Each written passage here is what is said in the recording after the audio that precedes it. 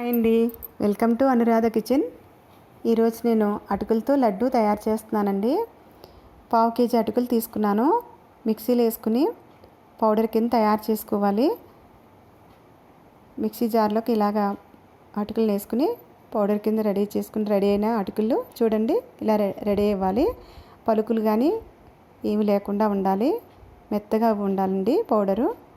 Ready అయిన పౌడర్ని పక్కన పెట్టుకుని మనం ఒక కళాయి తీసుకుని స్టవ్ వెలిగించి కళాయి వేడెక్కిన తర్వాత ఈ స్పూన్తో నెయ్యి వేసి వేడెక్కిన తర్వాత జీడిపప్పు కిస్మిస్ మనం 50 గ్రాములు అండి, 50 గ్రాములు తీసుకున్నాను.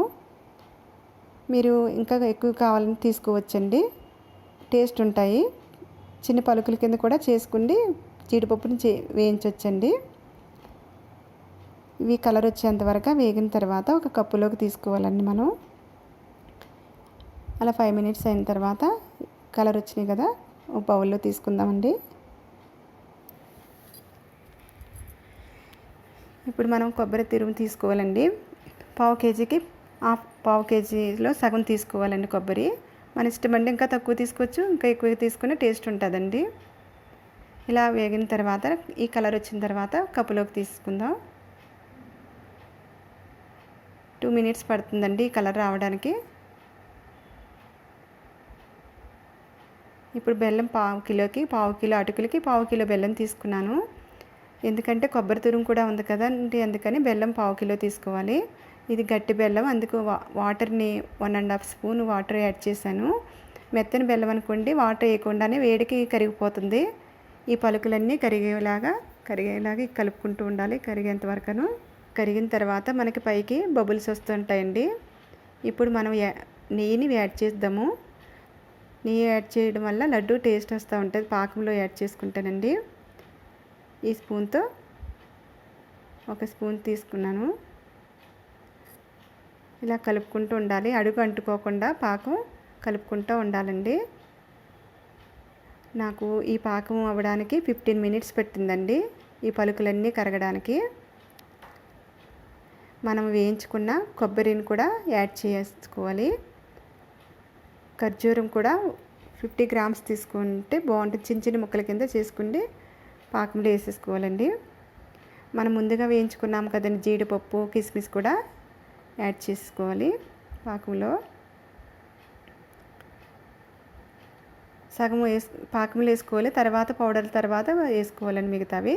మనం పౌడర్ తయారు చేసుకున్న అటుకులను కూడా పాకంలోకి యాడ్ చేసుకుని కలిపేసుకోవాలి మొత్తం కలిసేలాగా. చూడండి టేస్ట్కి బాగుంటుంది. ఇలా అంతా కలిసిన తర్వాత మనం టేస్ట్ కోసం ఇలాచి పౌడర్ యాడ్ చేయాలండి. లడ్డూకి టేస్ట్ వస్తుందండి పౌడర్ వేయడం వల్ల. 2 తీసుకున్నాను ఇక్కడ నేను. మొత్తం అంతా కలిసిన తర్వాత రెడీ అయిన పౌడర్ని ఒక బౌల్లోకి తీసుకుని లడ్డూలు మనకు నచ్చిన సైజులో లడ్డూలు నొక్కుకోవాలి. ఇప్పుడు ఈ స్పూన్తో ఒక స్పూను నెయ్యి యాడ్ చేసుకుని మొత్తం పిండి అంతా కలిసేలాగా కలిపేసుకుందామండి. వేడిగా ఉంటుంది, కొంచెం వేడి తగ్గిన తర్వాత అయినా చేసుకోవచ్చు. లైట్ వేడి ఉండాలండి, లేకపోతే లడ్డు కొంచెం బాగుంటుంది. మీరు ఇక్కడ బెల్లం బదులు షుగర్ కూడా యూజ్ చేయొచ్చండి. షుగర్ని పౌడర్ కింద చేసిన తర్వాత యూజ్ చేయాలి. మీరు బెల్లం పాకం కాకుండా మిల్క్ కూడా తీసుకోవచ్చు, కానీ ఎక్కువ రోజు నిలవ ఉండదండి. అందుకని ఇలా బెల్లం పాకం పట్టుకుంటే, పాకంలా కూడా కాదు, లైట్ బెల్లం కరిగిన తర్వాత అండి చేసుకుంటే చాలా టేస్ట్ ఉంటుంది, నిలువ కూడా ఉంటాయండి లడ్డూలు. మనకు నచ్చిన సైజులో లడ్డూలు నొక్కుందామండి.